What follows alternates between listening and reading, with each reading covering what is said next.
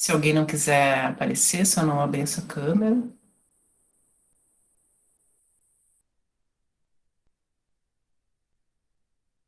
Começar dando boas-vindas, então, o pessoal que já está aí, né, nos apresentando, então, inicialmente, para a gente também não atrasar muito, a gente está com o pessoal convidado aqui também da coordenadoria. A gente gostaria também que pudessem estar contribuindo, né, ao longo da nossa apresentação. Então, a nossa roda de conversa, né, tem esse tema, né, sobre as relações de gênero e violências cotidianas. Ela faz parte, né, pode passar, Virginia. Ela é uma atividade, né, do nosso laboratório, né, de práticas psicológicas 2, do curso de psicologia da Universidade de Caxias do Sul. Então, é uma disciplina de final de curso, né, que ocorre nas dependências do CEPA, o Serviço de Psicologia Aplicada da UX, onde os alunos, né, os acadêmicos do curso, como se fizessem um estágio ali, né, a gente faz alguns atendimentos aí, né, pode passar. Então, eu sou a professora Raquel Conte, né, sou responsável pela disciplina, e as acadêmicas, então, participantes desse semestre, né, dessa disciplina, é a Isabelle Giacomelli Salvador, a Júlia Nilson Vicense, a Márcia Quecine de Moura, a Nicole Secato Fontana Diniz, a Raíssa Mariane dos Santos, a Sandrine Zanotto, que hoje não vai poder estar presente conosco, a Sofia Guerreiro Sangali e a Virgínia Severo Cordeiro. Esses são o nosso grupo aí desse semestre que iniciamos aí, além do atendimento, também elaborando essa live aí para vocês hoje, tá? Então, as modalidades de atendimento que a gente realiza no CEPA, né, é individual e grupal, tá? Então tem participantes, são as mulheres, né, vítimas de violência de gênero, encaminhadas pelos serviços, ou busca espontânea também, né, a maioria dos agendamentos ocorre pela Coordenadoria da Mulher, que a gente tem. O atendimento individual está sendo a única modalidade, né, nesse momento da pandemia, mas nós tínhamos aí um grupo, né, de mulheres com quem a gente trabalhava, além dos atendimentos individuais, debatendo, né, esses temas da violência cotidiana aí, que às vezes fica naturalizada, né. Então, nós somos esse grupo aí, tá? Pode passar. Nós temos hoje, né, convidadas, além do nosso grupo, né, da disciplina, a Thaís Bump e a Tamires, Michele Padilha, né, que são da coordenadoria do Centro de Referência da Mulher, representando, né, representados pela Prefeitura de Caxias do Sul, tá? E vocês têm aí do lado, né, da tela de vocês, tá? Vocês têm no canto superior, né, direito, um desenho ali, né, de uma mensagem onde vocês podem enviar perguntas, sugestões, tá, que vocês queiram fazer aí enquanto a gente está apresentando, que aí no final, né, quando a gente terminar, vocês podem estar comentando, fazendo as perguntas, né, tem duas meninas aí que vão ficar responsáveis por estarem agrupando, né, as questões, tá, a Raíssa e a Júlia, e aí a gente depois, né, faz o debate, tá, da apresentação. Então a gente vai discutir um pouquinho, né, não sei se todos assistiram a série Bom Dia, Verônica, que nos pareceu bem ilustrativa, assim, para a gente poder debater esse tema, né, da violência contra a mulher, as diversas formas, né. Então, da sutil e nem por isso menos difícil e dolorosa, né, psicológica, até a violência física, tá. Então, vou deixar as meninas aí poderem apresentar um pouquinho também. Fiquem bem, sejam bem-vindos.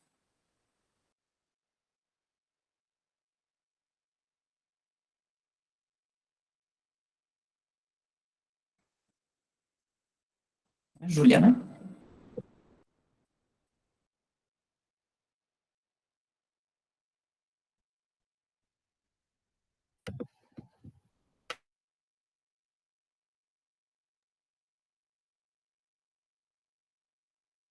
Acho que a Júlia está com um problema na internet dela. Vou começar apresentando aqui, tá, pessoal? Os objetivos da roda de hoje, então, né? É apresentar o conceito de violência de gênero contra a mulher, para que todos vocês saibam por onde a gente partiu, né? Caracterizar os tipos de violência, tá? e discutir o ciclo da violência, né, relacionando com a importância das denúncias, o acolhimento dos serviços, e aí, então, escolhemos essa série aí para estar expressando para vocês um pouco da nossa preocupação e causa. Júlia, pode comentar se tu estiver bem conectada aí agora. Primeiro já foi.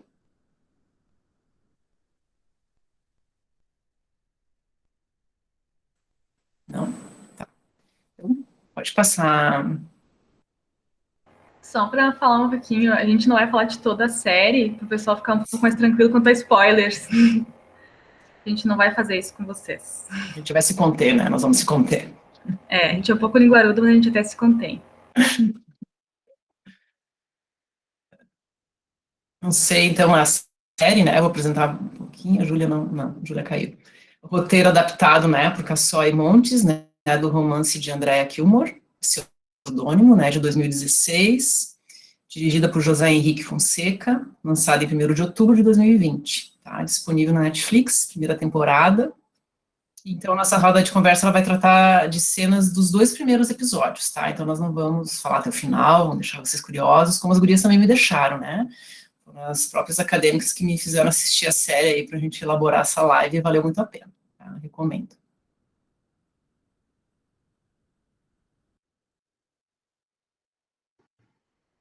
Então, gente, agora falando um pouquinho sobre a violência no geral, tá? Ela é um comportamento, então, intencional e consciente, que pode provocar lesões corporais à vítima ou mentais. Então, muitas vezes a gente pensa que a violência, ela é unicamente física, né? Mas não, a violência, ela pode acontecer de diversas formas. Então, ela é uma ação que é realizada com força ou brutalidade e se faz, então, contra a vontade da outra pessoa. Pode passar, Vir. E aqui, especificando um pouquinho mais, a gente vai falar sobre a violência de gênero, tá? E ela pode ser contra uma pessoa em específico ou contra um grupo. E a base dela, então, seria a discriminação de gênero.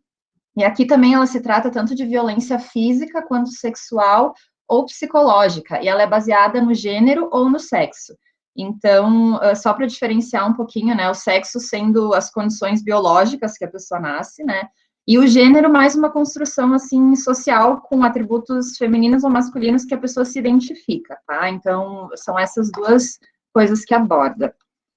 Podendo, então, causar sofrimento e até mesmo morte. E muitas vezes ela causa morte, né? A gente sabe aqui pelo Brasil, principalmente, que é algo extremamente recorrente na nossa sociedade, né?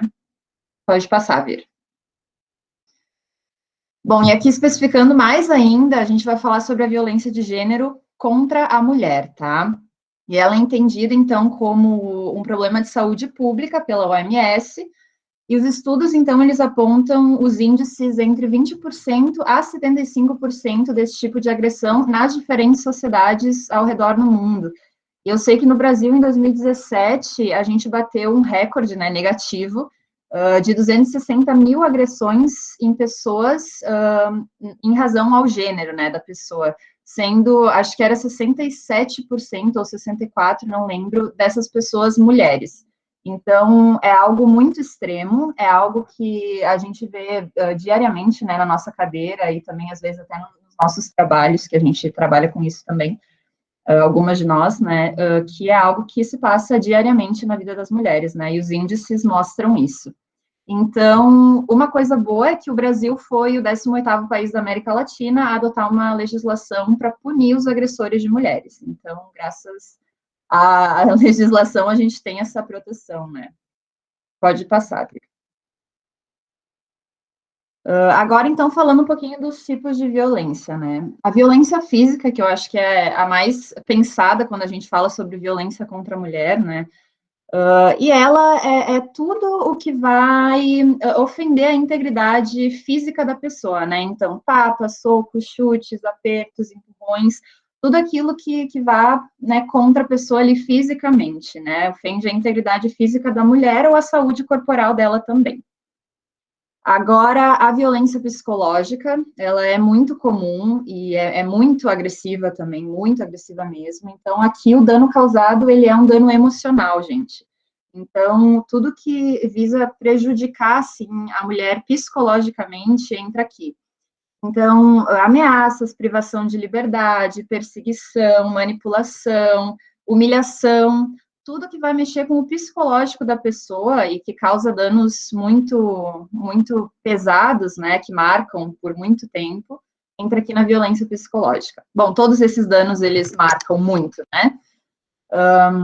E agora falando sobre a violência sexual, então, é aquilo que vocês já sabem, né? Então, abuso, estupro em si, e também entra a impedir, no caso, o uso de métodos contraceptivos, tá?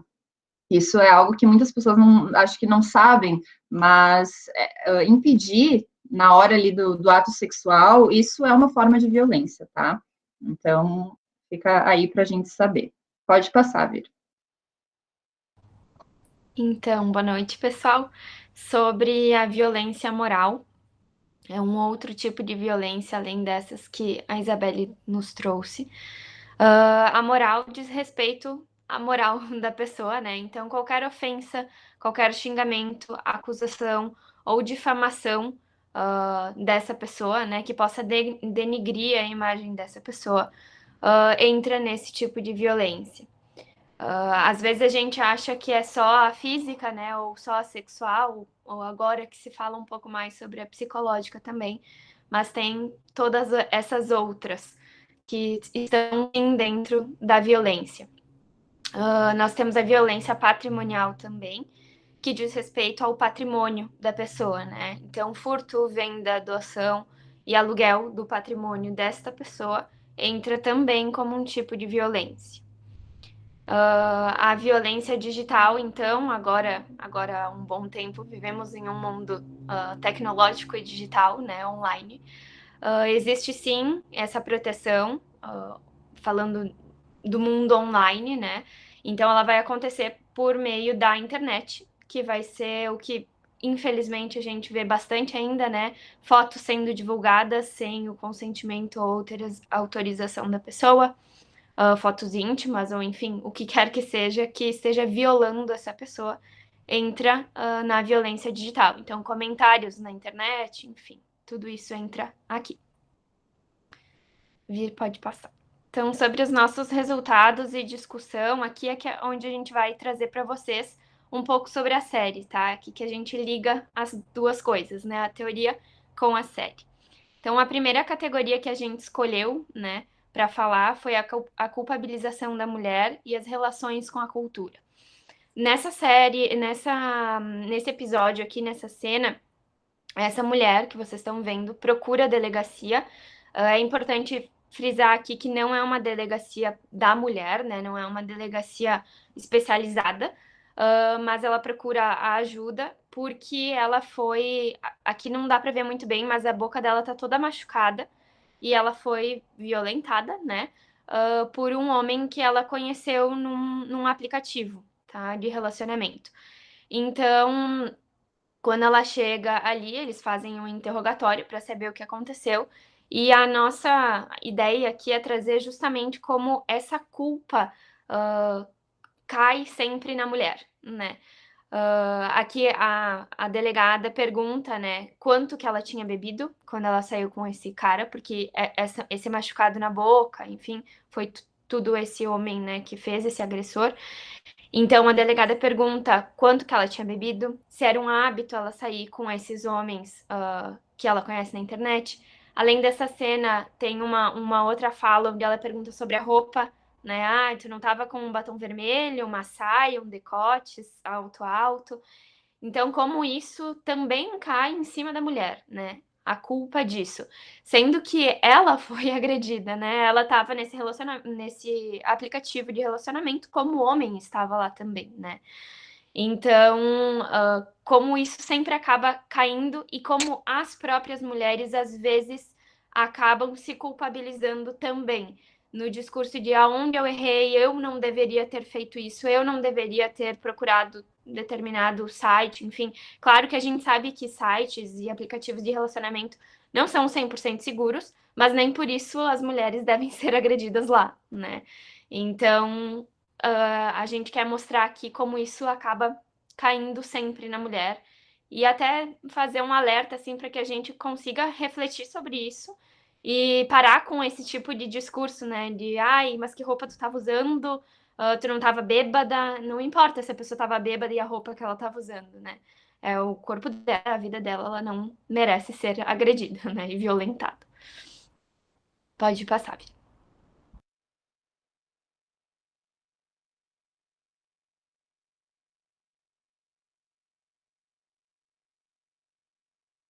Peraí que eu me perdi aqui. Tá. É aí mesmo. Né?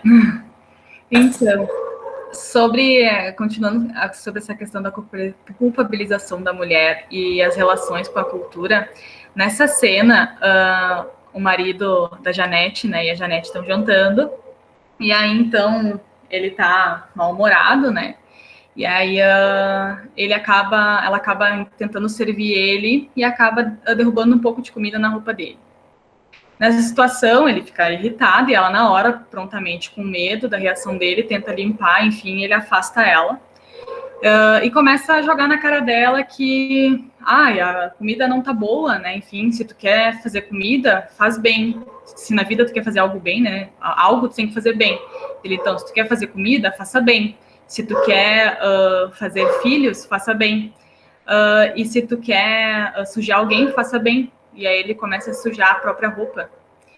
E aí, então, ela até tenta ligar para a irmã dela. Ela tenta ligar, não. Ela diz que gostaria de ligar para a irmã, porque é o aniversário dela. E ele, tipo, olha, se tu quer ligar, liga, né? Não, ela tentou ligar, desculpa. E aí ele perguntou se ela conseguiu falar com a irmã. E aí ela fica quieta, daí ele fala, tu falou para ela do teu fracasso, né? Que infelizmente isso a gente vai ter que falar, é que ela tenta engravidar e acaba perdendo o bebê. E aí ele fala, joga na cara dela o fracasso dela de não ter conseguido ser mãe, né? Como se ela tivesse feito filho com o dedo, né? Sozinha. Então o fracasso está só nela, né? E essa relação, e como ele ele se utiliza desse sadismo dele para exercer esse poder sobre ela, né? E como o conceito de gênero, ele vem para explicar como é essa relação de poder que os homens cis exercem sobre as mulheres, sejam elas cis ou transexuais ou travestis. Todo o gênero feminino, ele está numa situação de opressão em relação ao gênero masculino cis, né? O homem cis. Então, para ele conseguir utilizar desse poder dele e manter ela nesse lugar, ele utiliza desse sadismo para humilhar ela, para deixar ela com medo, para continuar docilizando ela, né? O que a gente fala, que é que ela se sinta amedrontada, com menos força para protestar, né? E até para pedir ajuda. Então, as mulheres, elas são culpadas até por questões boas, né? Isso a gente vê lá atrás, quando a gente fala sobre a caça às bruxas, né? A época da caça às bruxas, em que as mulheres, elas eram culpabilizadas por elas terem um saber medicinal. Então, elas têm o saber medicinal, elas não podem exercer esse poder, elas não podem saber mais que os homens. Então, elas são bruxas, elas têm que ser queimadas, né? E hoje em dia não se queima tanto mulheres, né? Mas o discurso é o mesmo, o comportamento é o mesmo, né? De aniquilamento.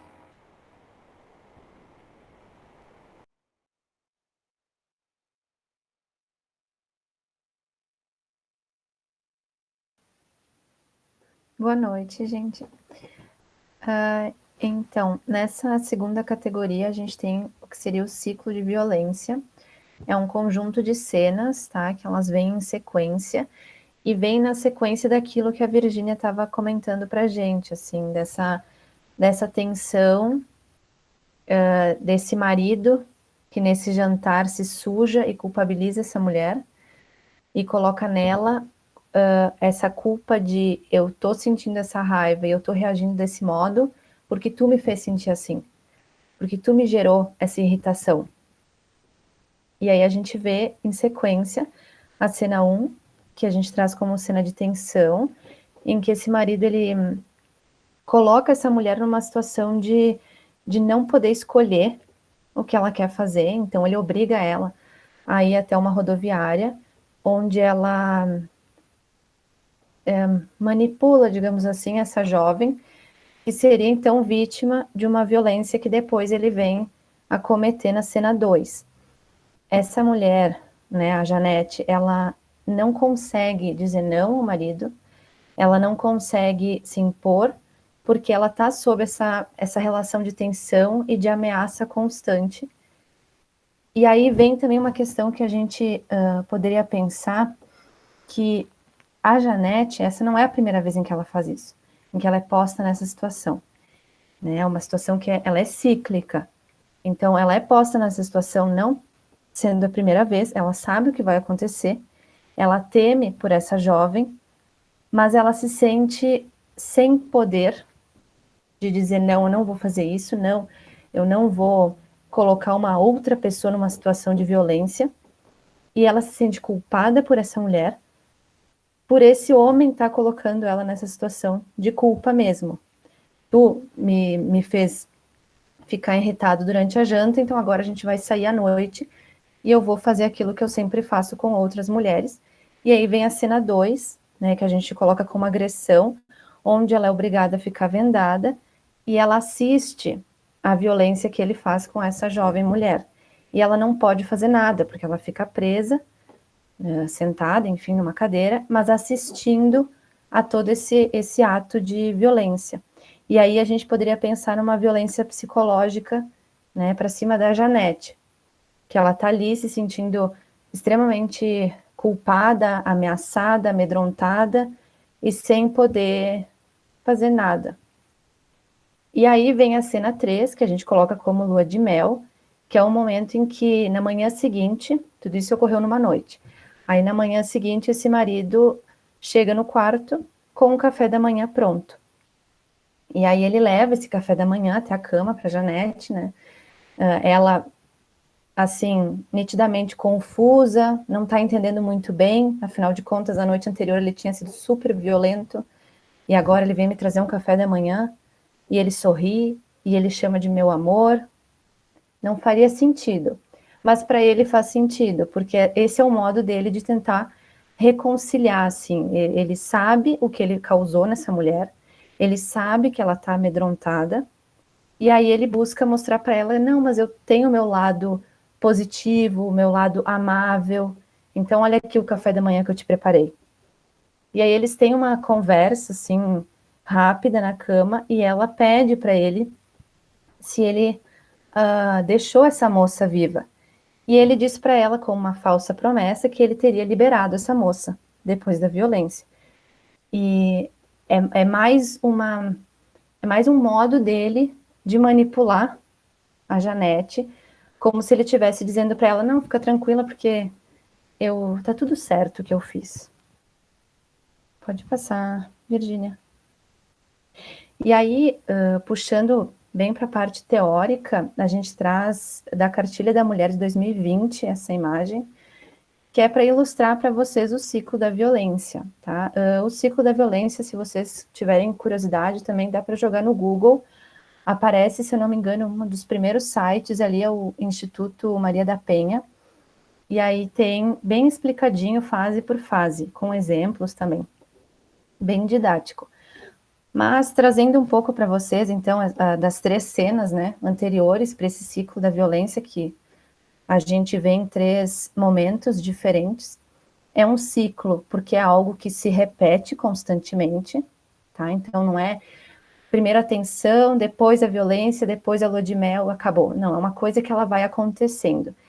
E são etapas que, assim, etapas por quê? Porque tá começando na tensão. Nessa fase pode durar meses ou anos, o casal pode ficar nessa tensão, a mulher se sentindo nessa situação. Aí, se tá tão intensa a coisa, ela vai e passa para violência.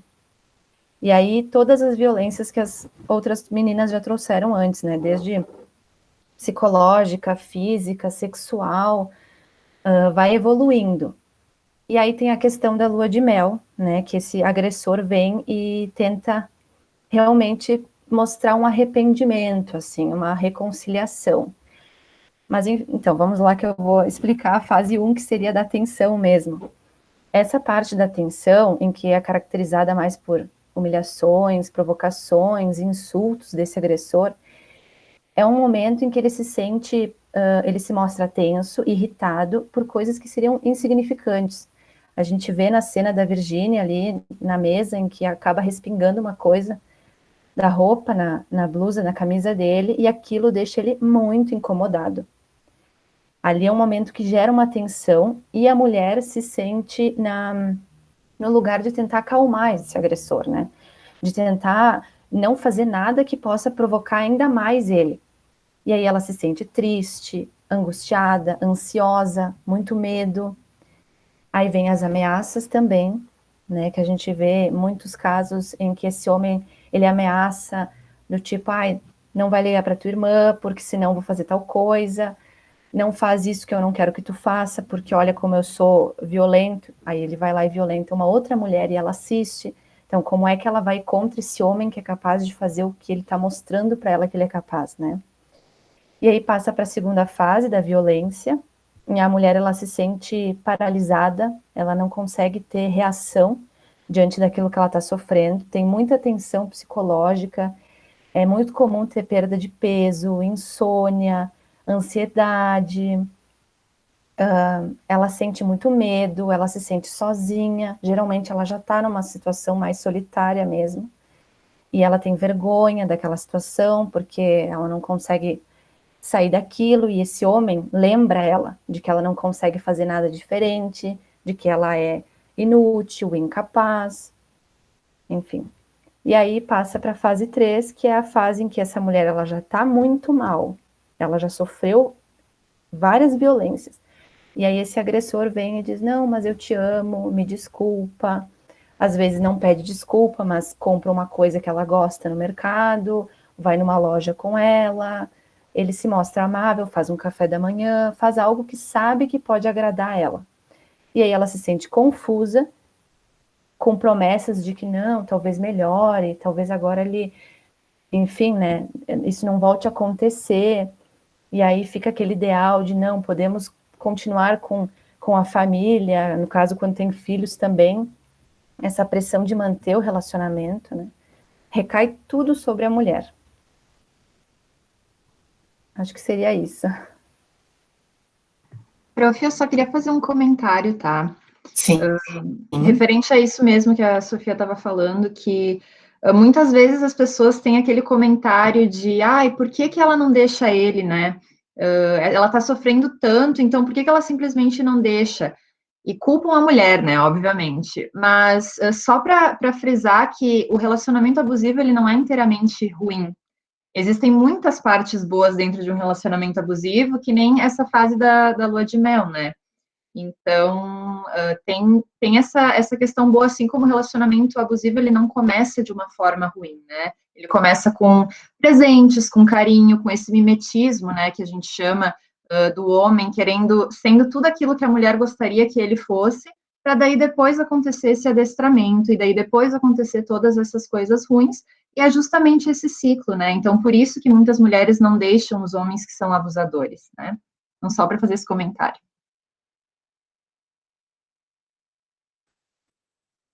Bem.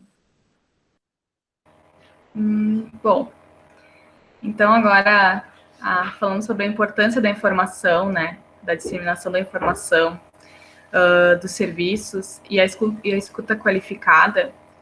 Na primeira cena, a Janete assiste na televisão uma escrivã que, numa coletiva de imprensa, deu o número dela para que ela, como sendo suporte para as mulheres que estão sofrendo algum tipo de violência, né? Não, como as meninas falaram, não se trata de uma delegacia especializada, né, de atendimento às mulheres, mas ela tomou essa atitude de passar o número pessoal dela, não é nem do local, para oferecer suporte para essas mulheres.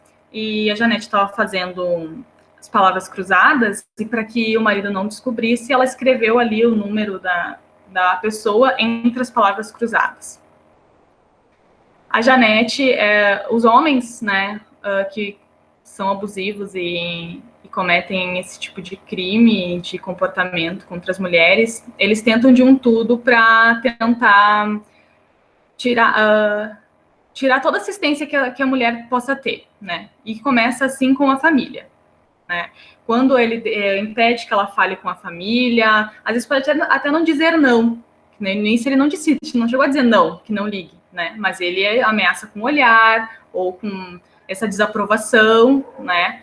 E aí que está o maior risco, porque a mulher não tem um auxílio, não tem ninguém que ela possa confiar de maneira mais íntima para poder falar um pouco sobre como que está sendo a vida dela em um relacionamento. Então, ela se vê realmente sem rede, sozinha, somente com o marido, no caso dela, em cárcere privado, né?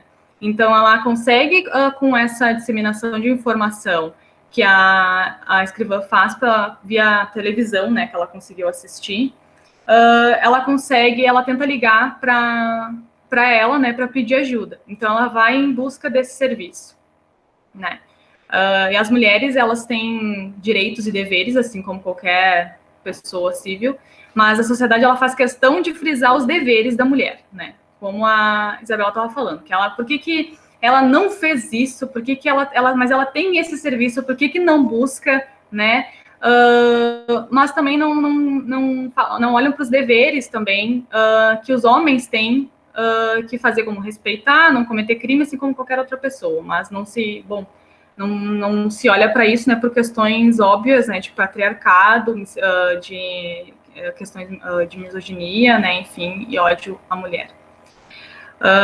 Nesse caso, enfraquece essa relação da mulher com o pedido de ajuda, porque o homem, nessa situação, né, como a gente pode ver na série, ele fragiliza ela psicologicamente, fragiliza o ego dela, né, digamos assim, dizendo que ela não presta para nada. E ela, sendo uma mulher que não presta para nada, dá a entender de que se ele se estressou, foi porque ela fez uma comida ruim. Foi porque ela derrubou uma coisinha na blusa dele. Então, na cabeça dessas mulheres, muito fica essa culpabilização de tipo, como que eu vou ter cara para buscar ajuda se eu sou a culpada disso? E aí, nesse caso, a gente vê na segunda cena, quando a gente fala de escuta qualificada. Na segunda cena, a Nick trouxe, que é o momento do interrogatório da segunda vítima de um abusador, né? Que isso é dentro da delegacia. Que só foi dada importância para esse caso porque a Verônica, que já está sensível a essas questões de gênero, fez pressão para que isso viesse à tona, né? Porque senão essa mulher já teria sido dada como louca e isso já é uma explicação plausível dentro daquele local para se excluir isso de análise posterior, né? Para ir buscar o criminoso e dar as devidas consequências. Nesse caso, então, ela conseguiu assistência, só que nessa assistência não basta só buscar o serviço, né? Porque tem muitas mulheres também que buscam serviço e que, infelizmente, isso não se faz de maneira efetiva, o que é muito pior ainda, né?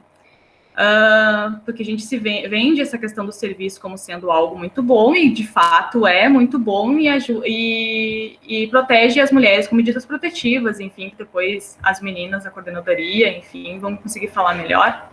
Mas também a gente tem alguns desafios dentro desses serviços, que é a escuta qualificada. Dentro dos serviços e também na sociedade como um todo, né? Então, nesse momento em que ela vai para essa escuta ali, então a mulher tenta culpabilizar ela, né? Dizendo que então é um hábito seu sair com homens que conhece pela internet, né? Então, tu costuma beber, né? O que tu fez? Qual a cena que tu fez para engambelar esse cara, para ele cometer um crime contra a tua pessoa, né? O que tu fez antes disso, né? Então essa mulher, ela acaba ficando, obviamente, acuada, né? Com medo de falar qualquer coisa, já entendendo para ela que a culpa é dela. Então, por si só, ela já não oferece muitas informações sobre o caso. E aí, obviamente, se ela tenta esconder, para as pessoas que não estão sensíveis à situação, vão entender, bom, ela está mentindo, então, né, o cara, ela que quis sair com o cara e agora aguente as consequências, né. Só que aí a Verônica acaba chamando ela para conversar, e aí a Verônica faz o contrário. Ela oferece suporte que essa mulher não teve. Ela já está em fragilidade emocional, e aí o suporte que a Verônica traz para ela, mostrando que está com ela, que entende esse sofrimento dela e que ali ela tem sim acolhimento, porque ela precisar, e ela está sim respaldada, né, juridicamente dizendo, não sei como é que fala muito bem, mas ela está respaldada, né, pelo Estado, porque ele é um serviço que ela fez muito bem em buscar. Quando ela consegue ouvir que tem uma outra mulher, ali tinha um homem e uma mulher junto dela, né?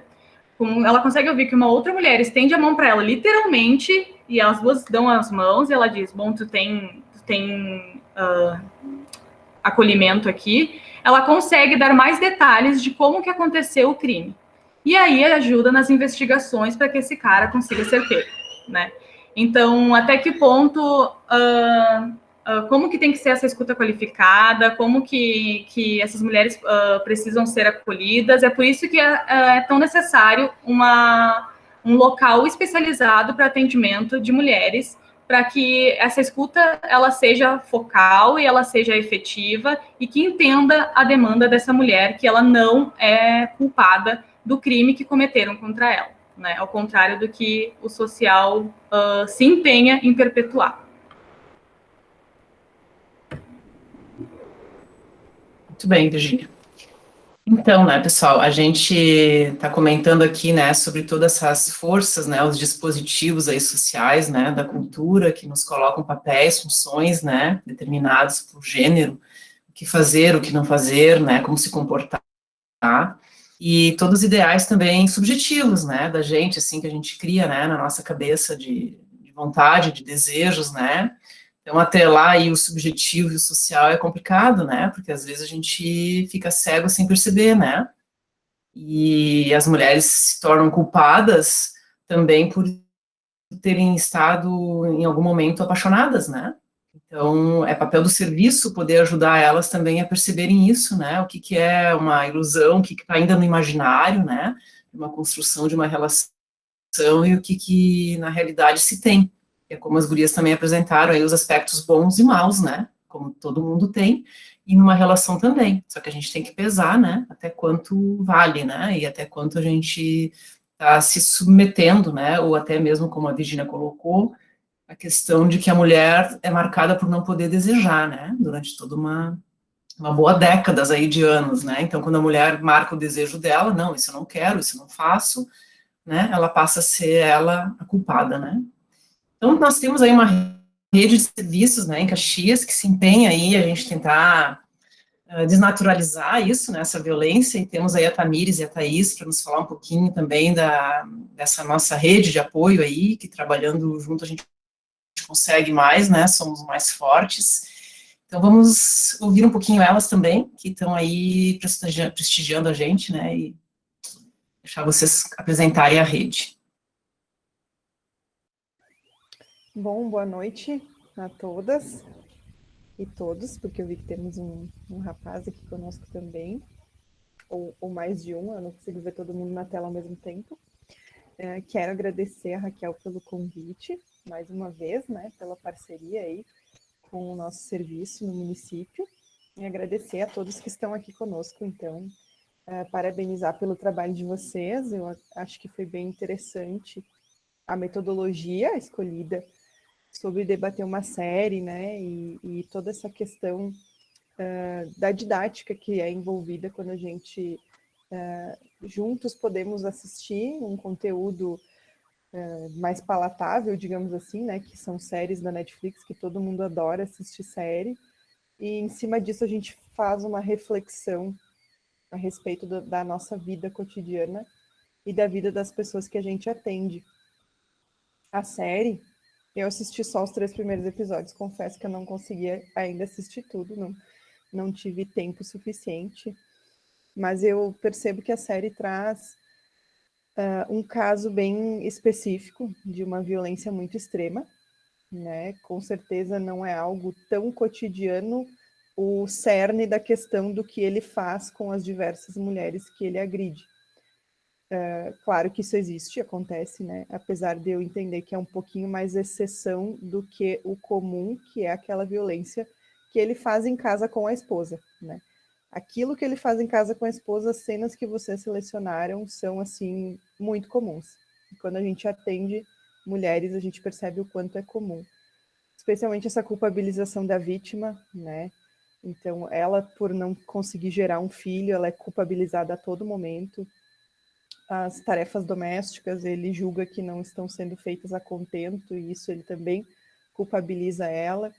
Então, toda essa dinâmica, né, de culpabilização da mulher, ela é muito presente em praticamente todos os relatos que a gente escuta no serviço. E todas as vezes que a gente se depara com isso, a gente pensa o quanto a gente ainda tem para evoluir, para caminhar. Então, quero parabenizar vocês pela iniciativa, eu acho que está sendo muito producente, né? É uma turma muito especial aí que está com a professora Raquel nesse ano.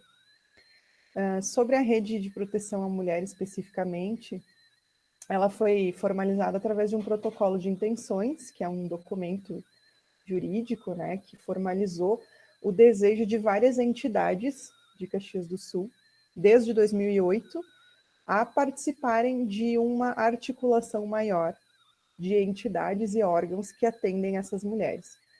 Então, nós temos aí mais de 30 entidades caxienses que fazem parte dessa rede, nós temos reuniões mensais, apesar da gente não conseguir a participação de todas essas entidades, né?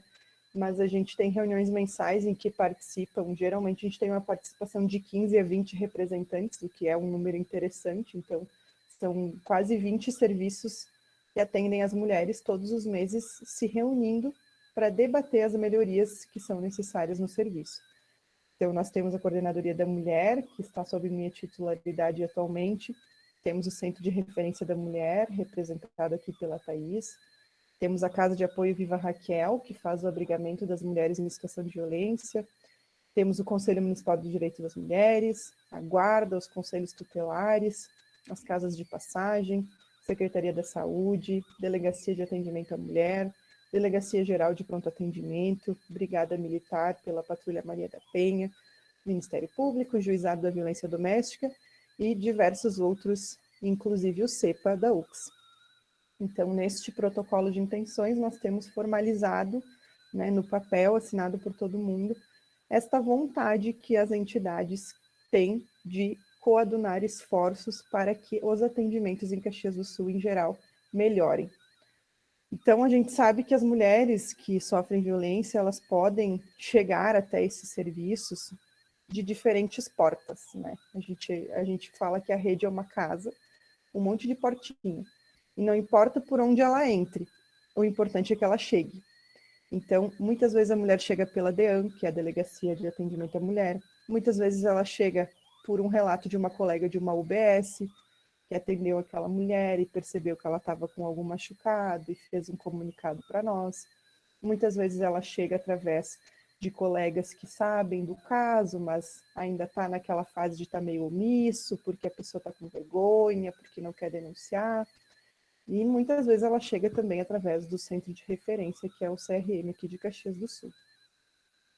E também pode chegar através das nossas próprias conhecidas, né? Infelizmente, acontece de a gente ter uma vizinha, uma amiga, uma tia de uma parente que contata a gente. Então, é muito forte. Eu acho muito forte quando a gente pensa o quanto a gente é replicador do que a gente está falando aqui hoje. Porque cada pessoa é um centro de informações para muitas outras pessoas. Todo mundo aqui provavelmente tem rede social, todo mundo usa WhatsApp, todo mundo é visto e lembrado em algum momento, seja indo para a faculdade, indo para o trabalho, seja postando alguma coisa no Instagram. Então, todos nós somos, indireta ou diretamente, replicadores dessa rede. Então, por isso que eu digo que não é necessário você fazer parte de um órgão da rede para você ser uma rede. Cada mulher tem este poder de ser uma rede de amparo e de apoio para outras mulheres. Então, esse poder é nosso. Gostaria também muito que fosse dos homens, né? Mas eu sei que a gente ainda não atingiu esse estágio de replicar essa informação de modo que os homens também tornem-se cada vez mais aliados nessa nossa luta. Temos, sim, muitos homens aliados nessa luta, muitos parceiros, promotores, juízes, delegados, que nos ajudam muito nessa luta. Mas eu agora me reporto mais aos homens do cotidiano mesmo, que não estão envolvidos diretamente com o enfrentamento à violência, e sonho que ainda vou, talvez, antes de deixar esse plano aqui espiritual, que eu veja homens sendo replicadores de informações importantes para as mulheres, né? Nas suas rodas de conversa, nos seus círculos de amigos, nas suas turmas de faculdade. Esse é um dos meus sonhos de mulher enquanto estou aqui. Falando então da rede, vocês podem perceber que ela é bem capilarizada, né, pela ilustração. Então são diversos serviços, né? A gente tem serviços de proteção à mulher no Poder Executivo, que é o município, tem serviços de proteção à mulher no Poder Judiciário, que é o Juizado da Violência, e também temos órgãos de enfrentamento de autoridades policiais, nesse caso as delegacias. Então, todos os telefones, todas as informações, elas estão bem difundidas, são bem fáceis de encontrar em Caxias do Sul, e esse trabalho vem muito de um esforço nosso conjunto desses serviços, né, de divulgar cada vez mais essa informação. Mas a gente sabe que a maioria das mulheres não deixa de denunciar, e não por falta de informação, mas sim por uma questão da vergonha, por uma questão de se sentir vexada de alguma forma, de sentir que aquele homem, quando denunciado, vai se tornar mais agressivo, que aquilo vai fazer com que talvez ela venha a sofrer uma agressão pior, ou até mesmo a morte. Então, todas essas barreiras, elas são muito fortes nessa luta. E a gente percebe que uma mulher, quando ela chega no estágio de fazer o boletim de ocorrência, ela já ultrapassou um caminho bem longo de enfrentamentos, né? Então, inclusive, eu estava acompanhando essa semana um curso de especialização de atuação jurídica em defesa das mulheres que sofrem violência, um curso que a OAB disponibilizou para nós. E eu achei muito interessante a fala de uma advogada porto-alegrense que é especializada nisso, e ela refere que a decisão de registrar um boletim de ocorrência, ela não pode ser uma decisão coagida. Por mais que a gente tenha vontade, e eu tenho todas as vezes, de pegar aquela mulher pela mão e literalmente arrastar ela lá na delegacia da mulher e ficar do lado dela para ela fazer o BO. Esse comportamento, ele faz com que ela se sinta ainda mais fragilizada. Então, essa decisão, por mais que a gente faça um trabalho de convencimento, que a gente faça um trabalho de esclarecimento, essa decisão ela tem que ser da vítima, né? Tem que existir um movimento, mesmo que inicial e talvez tímido, mas tem que existir um movimento partindo da mulher que sofre. E a decisão de tomar esse movimento inicial é que é muito grande, porque todo o conflito mental que está dentro dela, até que ela tome essa decisão, ele pode levar muitos anos. Tem uma pesquisa que eu li, agora eu não lembro se ela ainda está atualizada, mas que levaria cerca de 10 anos na média para que as mulheres rompam os ciclos de violência dos casamentos e das suas uniões estáveis, enfim. Então, esse ciclo ele é muito longo. A gente percebe o quanto ela teve que elaborar aquilo, por quantos anos ela precisou fazer essas reflexões para chegar na decisão de fazer um movimento inicial. E esse movimento inicial pode ser um contato com uma amiga, como eu estava falando antes, né, que a gente é replicador de informação. Esse contato inicial pode ser um WhatsApp que ela manda para o CRM, que é o nosso serviço ali, que agora a gente tem um WhatsApp desde que começou a pandemia. Esse movimento pode ser uma ligação para o 180, que é um canal de escuta, né, de violência doméstica. Mas esse movimento tem que existir. Então, a gente tem que continuar trabalhando na difusão da informação e no quanto é importante ela tomar essa decisão. Por isso, inclusive, que existe a casa de abrigamento, né? Porque muitas vezes ela deixa de tomar essa decisão por medo de para onde ela vai. Então, o que eu vou fazer depois que eu fizer essa denúncia, né? Para onde que eu vou? Onde é que eu vou ficar? Todas essas angústias as mulheres sofrem, e a gente tem muito orgulho mesmo de dizer que Caxias do Sul é referência nessa rede, porque nós temos relatos bem tristes de cidades que não têm casa de abrigo, que não tem uma delegacia da mulher especializada. Então, se aqui a gente enfrenta dificuldades, eu me coloco no lugar dessas mulheres do interior. E existe um trabalho da professora da UX, professora Nilda Stecanella, especialmente com relação às mulheres do meio rural, né? O quanto isso ainda é mais difícil pela questão da distância, pela questão da falta de internet, de contato, e todas as questões que envolvem as mulheres que estão longe de nós, seja fisicamente ou, né, por contatos diversos. Mas, enfim, como vocês já sabem, já me conhecem da outra aula, quando eu me emociono, eu falo demais. O que eu tinha preparado para falar para vocês hoje era um pouquinho do histórico da Lei Maria da Penha. Eu não sei se vocês já se debruçaram nesse estudo, ou se já foi alvo de alguma aula. Se já foi, vocês coloquem ali no chat, que daí eu não vou chover no molhado para vocês.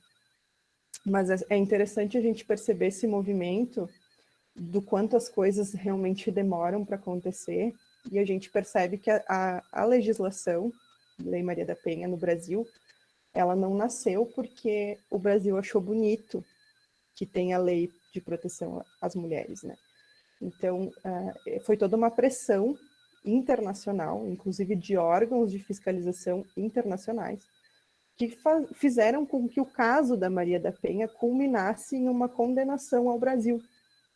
Então, o Brasil foi condenado a tomar medidas efetivas para o combate à violência contra a mulher. Porque o caso da Maria da Penha, como vocês sabem e veem, que ela é cadeirante, que ela não se locomove mais com as próprias pernas, em função das 2 tentativas de homicídio que ela sofreu do ex-marido, o caso dela não chegava nunca numa resolução. Então, não existia medida protetiva, né, porque não existia lei.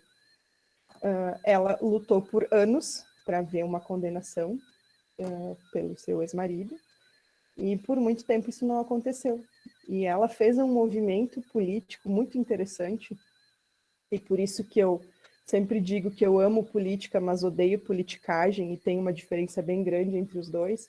Ela fez um movimento político do bem muito interessante e muito inteligente, porque ela foi até os órgãos, até as organizações internacionais que poderiam dar visibilidade para o caso dela, e ela não descansou até que isso fosse para uma comissão ainda superior. Então, com essa condenação que o Brasil sofreu, inclusive ela foi indenizada em míseros 60 mil reais, mas fora isso, com essa condenação que o Brasil sofreu, ele foi, então, provocado a instituir essa legislação. E daí, assim, nada contra, né, os serviços que têm orgulho da sua história, de defesa das mulheres, mas isso é um pouco de inversão de valores, assim, isso é um pouco pegar uma coisa ruim e, tipo assim, fingir que todo mundo quer fazer aquilo ali e fazer propaganda em cima disso, porque todos os órgãos começaram a ser cobrados de cima para baixo para que isso acontecesse. Então, os órgãos policiais começaram a ser cobrados para que fossem abertas mais delegacias da mulher, os órgãos judiciários começaram a ser cobrados para que se abrissem mais juizados de violência doméstica, e os municípios começaram a ser cobrados para que se abrissem serviços de proteção à mulher. Então, claro que existiu e existe um trabalho de muitas pessoas interessadas efetivamente no bem e que isso ocorra, mas também existe todo um medo, né, de políticos e de grandes autoridades de que uma nova condenação acontecesse contra o Brasil, né, a nível federal. Então, todas essas pressões, graças a Deus, culminaram em toda essa rede que a gente tem hoje, que sem dúvidas ainda é muito falha, mas com certeza é melhor do que o que a Maria da Penha tinha quando ela quase faleceu pelas agressões que o ex-marido fez com ela. Então, hoje a gente fala que a gente está num paraíso de possibilidades, mas a gente ainda tem um grande caminho a percorrer, porque algumas coisas acabam sendo que meio que secar gelo e meio que fachada para cumprir legislação. E a gente não pode deixar que isso aconteça. A gente tem que continuar lutando, a gente tem que continuar trabalhando para que todos esses serviços sejam efetivos, né? Para que eles tenham realmente um impacto real na vida das vítimas, para que essas medidas protetivas realmente cheguem até elas e que façam cumprir o seu papel, que é de afastar, ainda que momentaneamente, aquele agressor da vítima e fazer com que ela tenha novas perspectivas de mudar de vida e de sair daquele ciclo. Raquel, eu não sei se tinha mais um slide, talvez, sobre a coordenadoria, para eu dar uma pincelada bem rápida. Sim. E também parar de falar. Virgínia, acho que tu pode passar esse.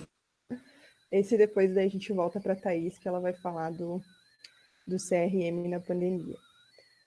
Mas eu acho que o próximo deve ser sobre a questão da Coordenadoria da Mulher, então, que atua nesses 5 eixos, né, que eu coloquei aqui, porque o objetivo da Coordenadoria da Mulher é propor, elaborar e articular essas políticas públicas voltadas para a mulher caxiense. Então, por isso é a responsável pela articulação dessa rede, que eu expliquei para vocês antes, né, e está sob responsabilidade da Coordenadoria da Mulher fazer essa articulação entre os órgãos, né, então fazer com que as coisas aconteçam de forma cada vez mais ágil e cada vez mais efetiva. Mas, claro que aqui a gente está falando de violência, de desigualdade de gênero e violência de gênero, mas tudo isso perpassa por outros tantos eixos, porque a violência, ela não é causa, a violência é sintoma. Então, a violência é um resultado de uma série de questões que a mulher deveria ter e está em falta. Por exemplo, autonomia e igualdade no mundo do trabalho. Muitas vezes uma mulher deixa de sair de um ciclo de violência porque não vai ter como se sustentar, não vai ter a renda necessária para que sinta segurança de sair daquela relação, né? O combate à violência que a gente está falando aqui agora, a questões de saúde da mulher, né? Muitas vezes essa mulher está muito fragilizada, inclusive mentalmente, né? Então ela acaba somatizando esses sintomas e, inclusive, desenvolvendo doenças físicas em função disso, né? E toda essa questão de saúde da mulher, ela é muito importante, porque se a mulher não está saudável, provavelmente ela também não consiga fazer uma denúncia, né? Porque ela vai estar tão preocupada e envolvida em fazer com que o seu corpo responda, que ela não vai conseguir também ter a visão de sair daquela relação. E a saúde também passa por a questão da assistência, né? Uma pessoa que não tem o mínimo de dignidade, de comida, de água, de moradia, ela não é uma pessoa saudável. Então, tudo isso também tem essa relação. Temos também a questão da educação inclusiva e não sexista, né, que é a questão de educar as nossas meninas e as nossas adolescentes e os nossos meninos também a respeito da questão da masculinidade tóxica e dos comportamentos que não são saudáveis nas relações, porque as relações nascem na adolescência, né, ou até antes, e é aí que as coisas começam a se construir ou se desconstruir. Então, é muito importante essa atuação também nas escolas, né, junto à SMED, e junto também às mães que educam essas crianças, para que essa educação seja o máximo possível não sexista. E, por fim, a valorização da mulher, né, que é a questão da autoestima, do fortalecimento daquela mulher para que ela se sinta empoderada suficientemente para fazer as denúncias que tem que fazer, ou empoderada suficientemente, que é o ideal, ao meu ver, né, empoderada suficientemente para não entrar no ciclo de violência. Então, quando ela percebe esses comportamentos, quando ela nota que aquele homem não é o que ela pensava que era, que ela já tenha a força necessária para romper aquele ciclo antes que ele se torne pior, ou antes que ele efetivamente comece. Então, isso é a questão da autoestima. Uma mulher que sofre violência, ela tem a autoestima zerada. Ela chega para a gente destruída, ela está efetivamente no chão. Então, esse trabalho de valorização, de fortalecimento, ele é muito importante, porque aquela personagem ali da série que se sente culpada por tudo, aquilo ali não é exagero. A forma com que ela atuou ali na série, a atriz, eu achei impecável a atuação dela, porque as mulheres efetivamente se sentem dessa forma, muitas vezes. Elas se sentem responsáveis pela violência que elas sofrem. E tu sente que ela realmente acredita naquilo, né? Não é algo que ela fale da boca para fora, ela realmente se sente culpada de verdade. Então, toda essa questão de autoestima também é muito importante. Então, queria deixar essa mensagem, né, que a Coordenadoria da Mulher trabalha em todos esses eixos, não apenas no foco da violência, que esse foco é direcionado mais para o serviço que a Thaís vai explicar agora, que é o Centro de Referência da Mulher, que é o responsável efetivamente e exclusivamente ao enfrentamento da violência e atendimento das mulheres vítimas de violência. Então, mais uma vez, queria agradecer vocês aqui pela participação, fiquei muito feliz com o convite, desejar sucesso às nossas futuras psicólogas, né, em breve aí, e quero participar da formatura, quero assistir vocês, mesmo que virtualmente, aí, pegando os canudos, e falar que eu fico muito feliz mesmo de ver profissionais que vão ser profissionais diferenciadas em relação a essa temática muito importante. Então, agora eu vou deixar a palavra com a minha colega Thaís. E boa noite. Obrigada, Tamires. Eu que agradeço.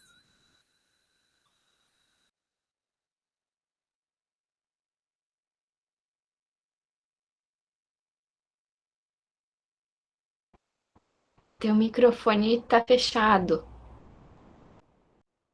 Tudo certo, desculpem. Então, boa noite. O Centro de Referência da Mulher é vinculado à Coordenadoria da Mulher e presta orientação e atendimento às mulheres em situação de violência. Então, assim, o nosso atendimento ocorre de segunda a sexta, das 8 da manhã às 5 da tarde, sem fechar ao meio-dia, para poder dar oportunidade. Às vezes as mulheres trabalham e ao meio-dia elas conseguem dar uma fugidinha para vir para o atendimento. Então, ouvindo vocês falando antes, assim, eu me dei conta, fui elaborando algumas coisas que bem essa questão que vocês vinham falando, a autoestima realmente fica muito prejudicada, essa violência psicológica faz a mulher se sentir totalmente desvalorizada, e me lembrei de uma situação que uma pessoa me falou há um tempo atrás. O marido agrediu ela e ela chegou a dizer assim, pois é, né, eu acabo tendo que levantar várias vezes à noite para ir ao banheiro, aí ele se acorda, ele fica irritado, como se isso fosse motivo para justificar uma violência. Então, assim, elas estão tão abaladas que às vezes elas não se dão conta de algumas coisas que para os outros vendo de fora parece absurdo, mas para elas não. E aí eu me lembro de uma frase que tinha no livro da Nilda Stecanella, um deles que ela, acho que foi um dos primeiros que ela fez, que inclusive ela entrevistou algumas usuárias do CRM. Na época eu ainda não estava lá, mas enfim, vendo o livro, ela diz que para sair do ciclo da violência, para sair dessa situação, a mulher desenvolve uma trajetória oscilante, com movimentos de saída do relacionamento e de retorno a ela. Isso é muito comum.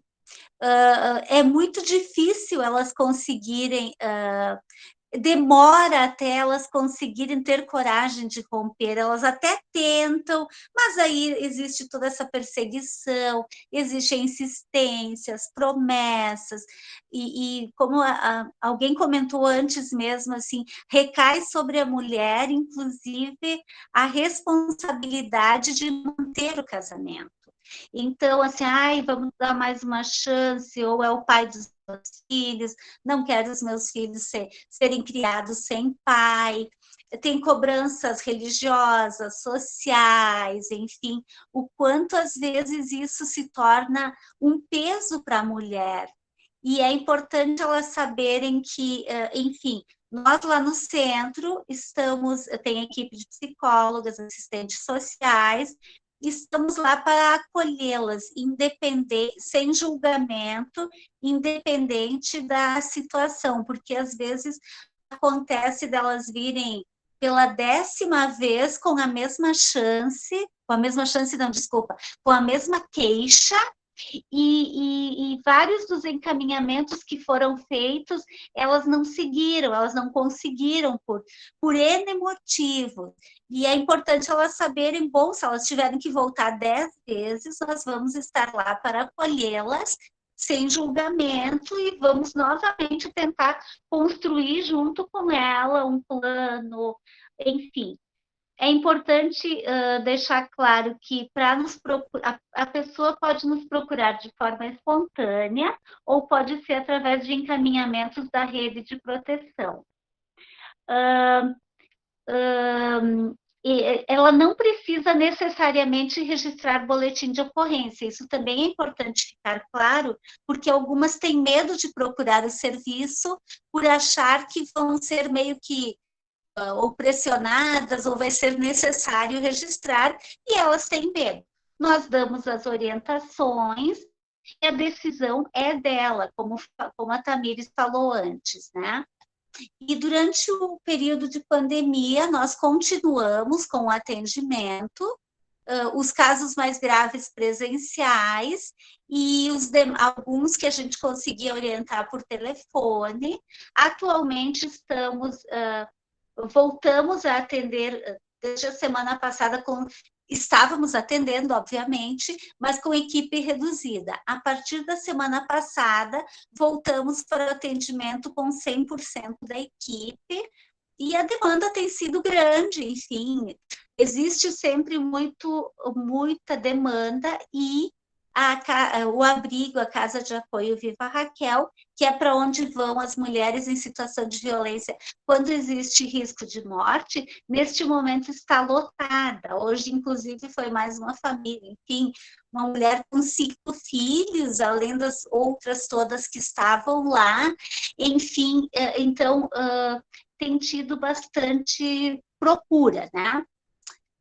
Enfim, isso aí, a questão durante a pandemia, sem dúvida houve toda essa questão assim, o isolamento pode gerar aumento da violência, porque se sabe, bom, crianças em casa, pessoas sofrendo, às vezes, com desemprego, falta de dinheiro, falta de condições, às vezes, habitação muito precária, um espaço reduzido para várias pessoas. Sem dúvida, o estresse resultante disso tudo, né, é muito maior.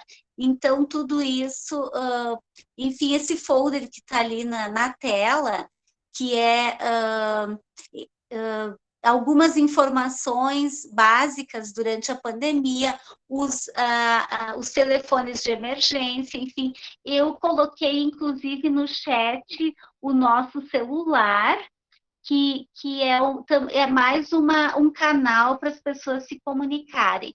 Às vezes a mulher se ela tem celular, mas nem sempre ela tem acesso a ligações, mas o WhatsApp ela tem, então é uma forma de poder se comunicar.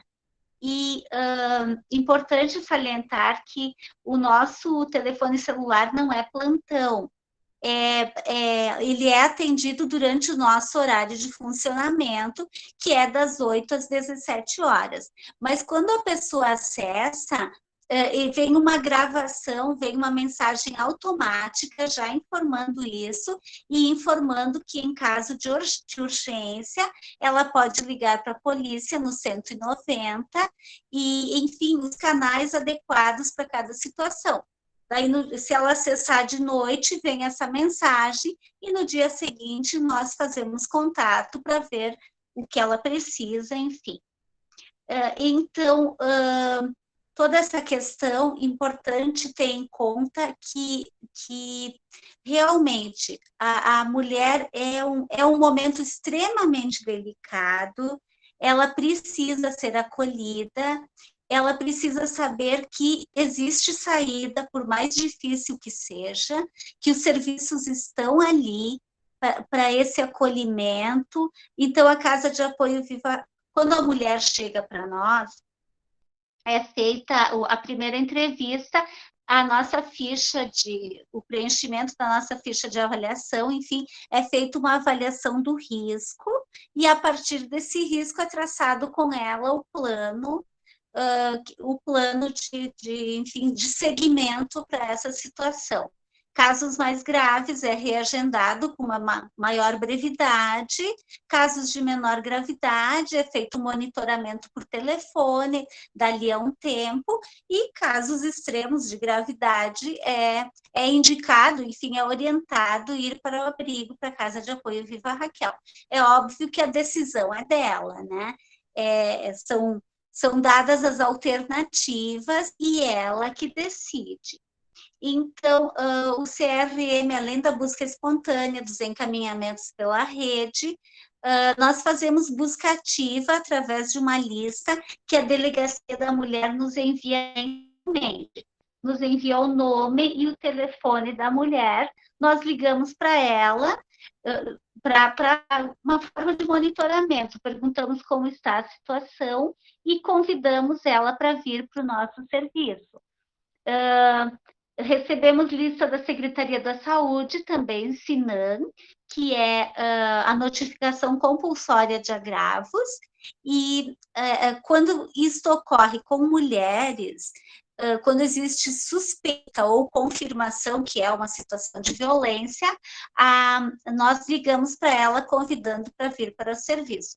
Às vezes mudam de telefone, às vezes fica difícil o contato, ligamos para o UBS, enviamos e-mail para ver se tem agente de saúde, para verificar de que outras formas nós podemos, enfim, que essa mulher receba a informação que ela pode receber este atendimento. A Patrulha Maria da Penha também nos envia relatórios das visitas, e a partir disso nós fazemos contato para que essas mulheres possam, enfim, se ainda não tiverem vindo para o serviço, mesmo que já tenham vindo, mas pode ter acontecido mais alguma questão, da mesma forma a lista da delegacia. Algumas já têm prontuário conosco, outras não. Mesmo as que têm prontuário, nós ligamos para elas, porque se a delegacia nos mandou essa lista, é porque elas aconteceu um fato novo e, enfim, é uma outra situação que pode precisar sim, de uma nova intervenção. Então, assim, salientando assim, o quanto é delicado tudo que essa violência no relacionamento, enfim, essa violência doméstica, a violência psicológica e outras formas de violência acabam prejudicando a capacidade da mulher tomar decisões, dela poder tocar sua vida, inclusive poder se estabelecer profissionalmente, às vezes, porque ela está muito, muito abalada com tudo isso que aconteceu. A importância de possibilitar um atendimento psicológico para ela. Então, temos que agradecer, enfim, também o CEPA, o serviço de vocês, enfim, para poder estar disponibilizando esse atendimento para as nossas mulheres, porque sabemos o quanto isso pode esse modelo de relacionamento, às vezes, vem se repetindo por várias gerações, o quanto é importante elas terem acesso a formas diferentes, a possibilidade de romper com essa violência, romper com esse relacionamento, para possibilitar novas formas de se relacionarem e alguma perspectiva de futuro de outra maneira que não seja essa repetição. E nós presenciamos muitas situações de mulheres que se afastaram, romperam um relacionamento violento e acabam se envolvendo com outro homem com características semelhantes. Por isso, quanto é importante esse fortalecimento delas e para poder romper com essa situação.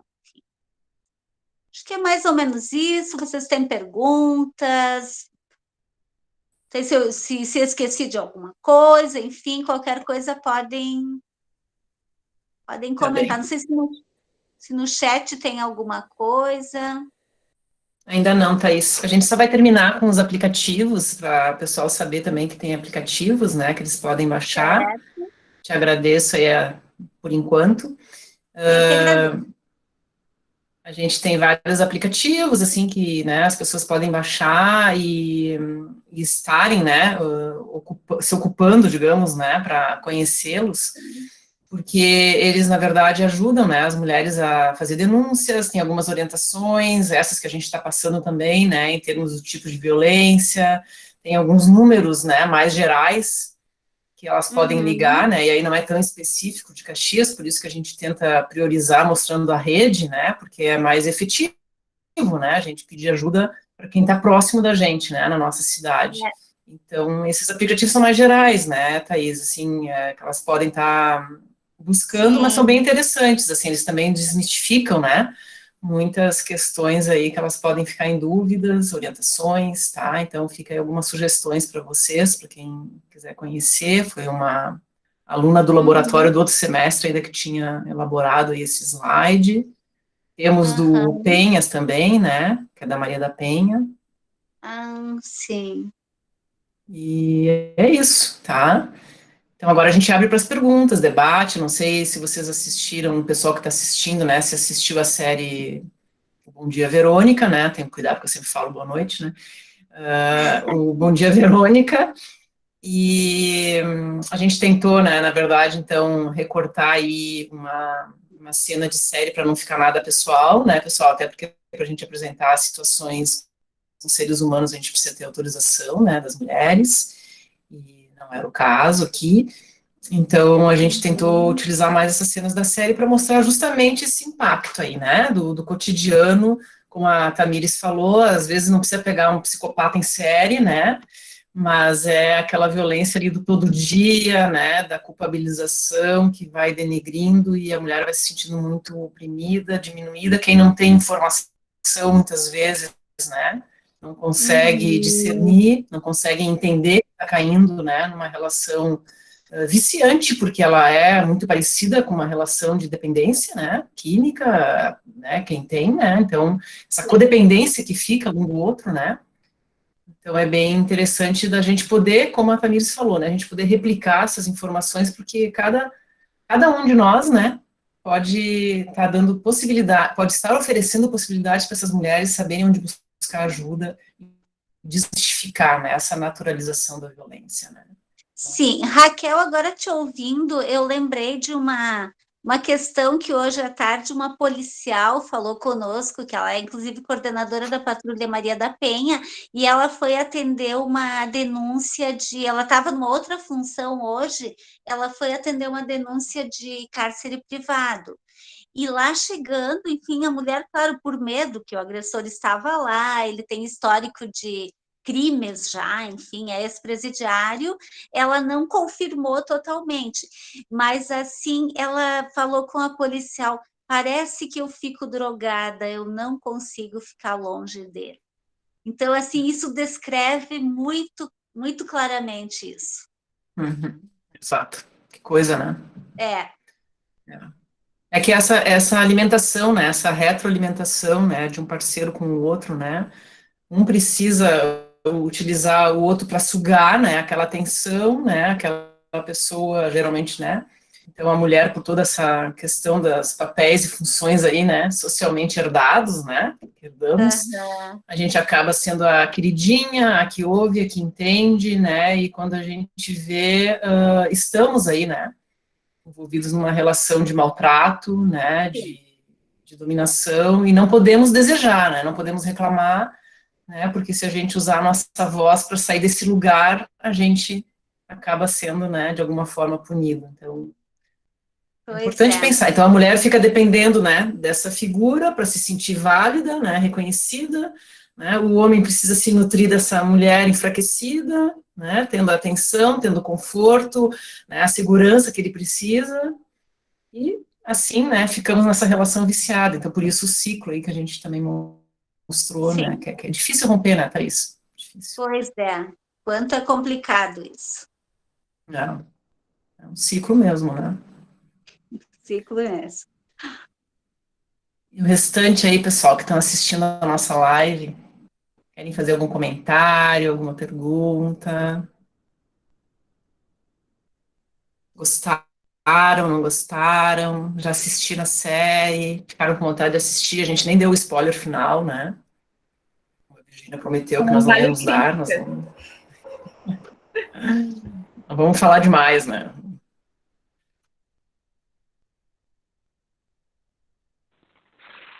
Oi, gente, tudo bem? Deixa eu ver Olá. aqui, ligar a Oi, câmera. Maria Eduarda. É tu mesmo que fez esses Gente. slides, né? Reconhecendo eles. Estava aqui acompanhando vocês. Eu ainda assisti essa série, mas me despertou assim, muito interesse, né, de assistir. Uma coisa que eu fiquei muito contente que vocês estão conseguindo atender, né, essas mulheres, porque eu fiz a disciplina, a gente não estava podendo atender ainda, né, foi ali no início da pandemia, então a gente tem que parar completamente o laboratório, não pode estar acompanhando esses casos e dando essa assistência tão importante às mulheres, né? E acho que sim, acho que a gente tem que falar cada vez mais disso, né?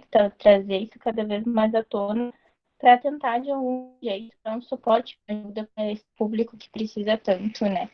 Sair dessas situações de violência terríveis, né? A gente está vendo na TV todos os dias isso, né? Agora está tendo o julgamento, né? Daquele caso da advogada que aconteceu em 2018, então isso está emergindo cada vez mais e é bom por um sentido, porque dá visibilidade, né? Então a gente começa a falar sobre isso e é ruim porque a gente fala sobre isso, né? Porque acontece. Então essa dupla, né, significado que tem tudo isso. Mas que bom que a gente pode estar falando disso e pode estar buscando, né, se informar e buscando cada vez mais soluções e tudo mais, né. Acho que é isso, só para contribuir, assim. Obrigada, Sim. Eduardo. A Eduarda tá aí, a Eduarda e a Virgínia envolvidas na minha pesquisa também de violência de gênero, né? Então, é bom aí ter pessoal que se envolve junto aí, né?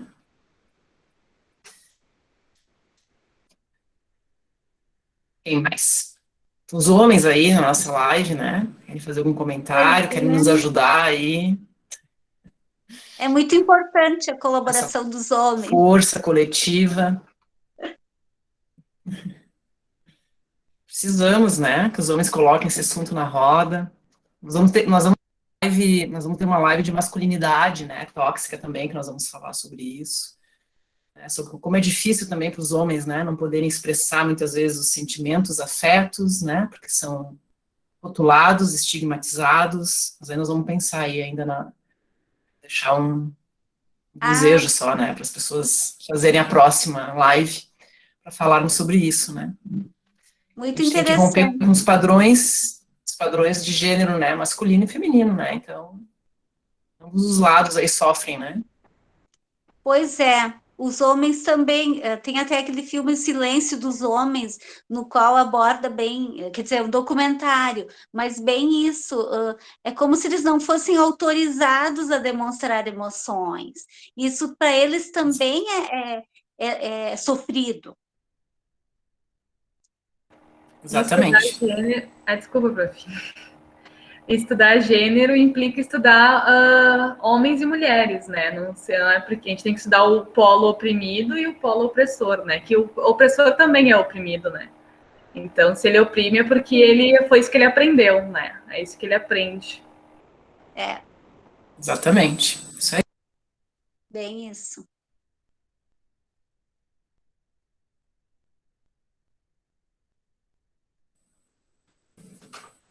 É uma tarefa, né, pessoal, assim, que cada um de nós aí precisa carregar, né, desde a infância aí, né, que a gente está falando aí, né, começamos nossas relações desde a infância, né, como é que a gente aprende a se relacionar com o outro, né, com respeito, o espaço que damos, né, a forma como manifestamos carinho, afeto, o que permitimos, né, o que mostramos como sinal de afeto, né, então,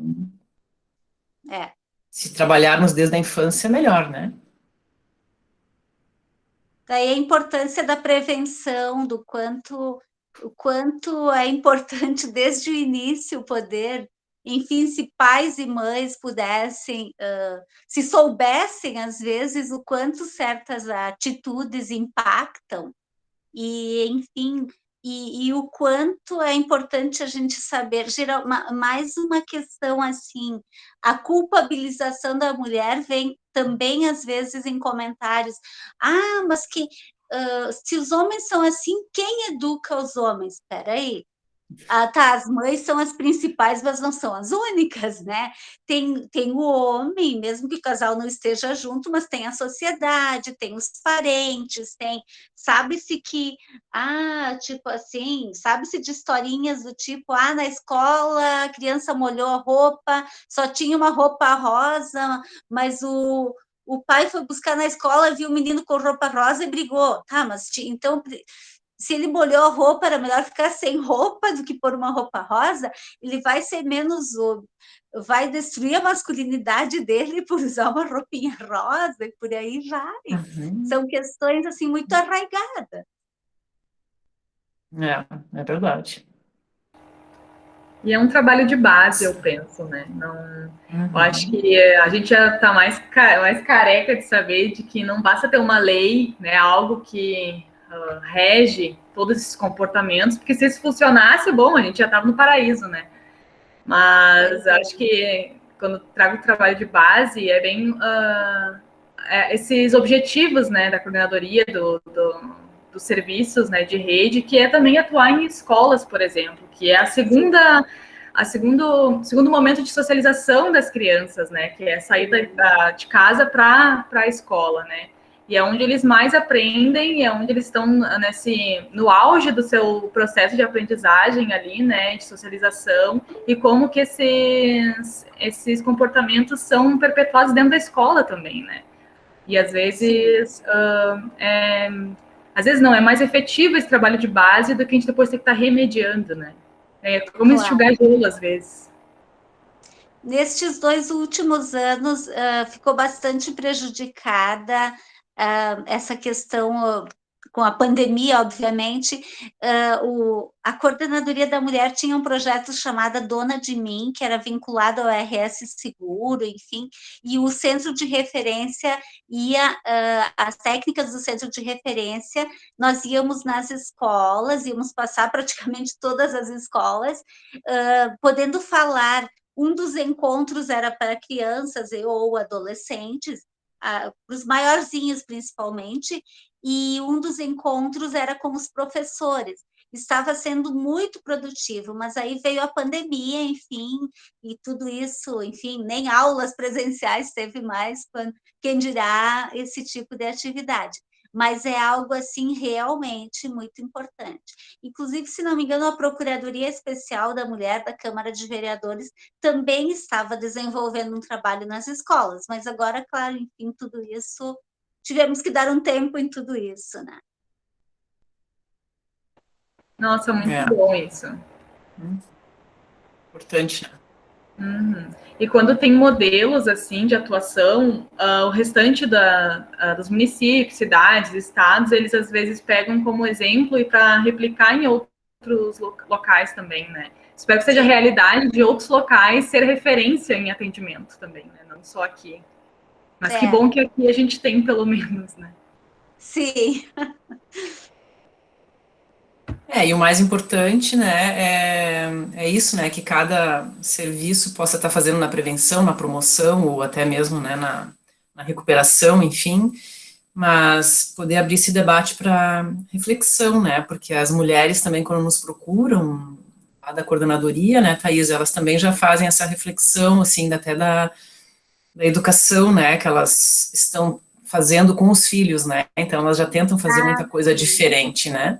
Então, a gente nota aí que já tem uma mulher pensando, né, sobre esses papéis e funções, que é interessante, né, até porque esses filhos também vieram, às vezes, de muito tempo, né, de uma relação direta ou indiretamente abusiva, né, e como também remodelar isso, né, como internalizar novas formas aí de se relacionar, né. Bem muito importante. Aí, eu lembrei, assim, de uma questão que geralmente as pessoas questionam quando se fala em atendimento às mulheres, prevenção, mas e os homens, né? Então, assim, só para comentar que, sim, a Secretaria Especial de Políticas para Mulheres, desde indicava já há muito tempo o atendimento do agressor, só que não pode ser feito no mesmo lugar, enfim, onde a mulher é atendida. Caxias estava tendo esse atendimento no fórum, só que também, como era grupal, né, devido à pandemia, é mais uma coisa que atualmente não está acontecendo. Mas, enfim, isso existe e que bom que também eles. Claro, não são todos que aderem, enfim, como não é obrigatório totalmente, mas já como se realiza no fórum, o primeiro encontro é uma intimação, isso gera o temor deles e eles acabam indo. Nem todos aderem, claro, os demais encontros são um convite. Mas, enfim, já é que bom. Alguns que conseguem repensar algumas atitudes, principalmente quando tem filhos com essa mulher da qual eles agrediram, é muito importante se eles conseguirem ressignificar algumas questões para poder, sim, se relacionar minimamente com um pouquinho mais de respeito, né?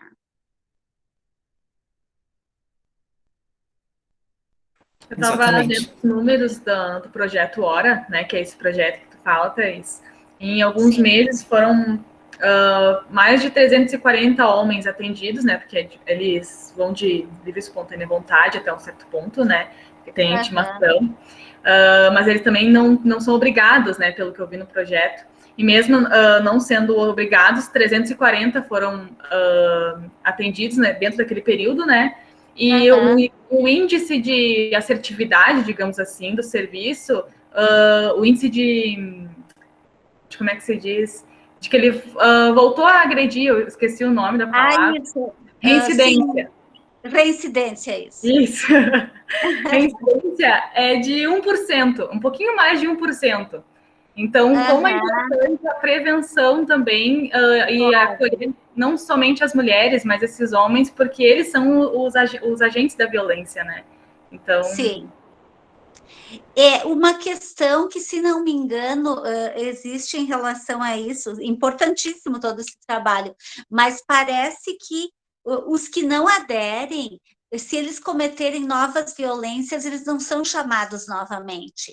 Então, a estatística acaba não sendo tão fidedigna, porque, num primeiro momento ele não aderiu, mas tudo bem, os que aderiram realmente funcionou, mas os que não aderem, daí, novamente, não poderão frequentar, e daí talvez se perca a chance, né, de tentar fazer um novo trabalho com esses que não estavam, que não aderiram no primeiro momento, né? Verdade, Thaís. Bom, pessoal, a gente já está passando aí, né, do nosso horário da live. A gente sabe que live não pode durar muito tempo, senão cansa, né? O pessoal não adere, vai indo embora também, né? Então, a gente vai encerrar, se ninguém mais, né, deseja, assim, fazer algum comentário a mais, ou sugestão, ou sugerir também para a gente poder, né, elaborar as próximas lives, tá? E ficamos abertos aqui, se ainda querem, né, fazer algum comentário, senão a gente encerra, né, para que a gente possa também descansar um pouco, né, que amanhã tem mais. Amanhã tem mais. Vai ficar gravada, isso? Sim, eu gravei, depois eu passo para vocês, pode ser? Ótimo. Mando para vocês. Daí as mensagens a gente consegue ver também, que tem alguns links. Tá. Também. Ótimo. Grava tudo, tá? Beleza. Grava tudo. O que deve, o que não deve, grava tudo. Então tá.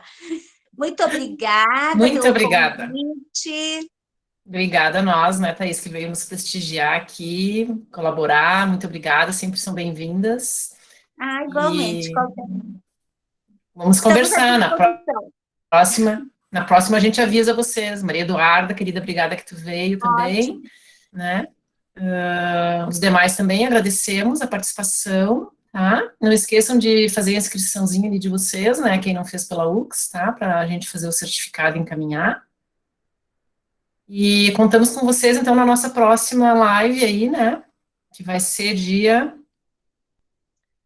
Me ajudem aí agora. 10 de junho, eu acho. 10. Minha memória não está tão ruim ainda.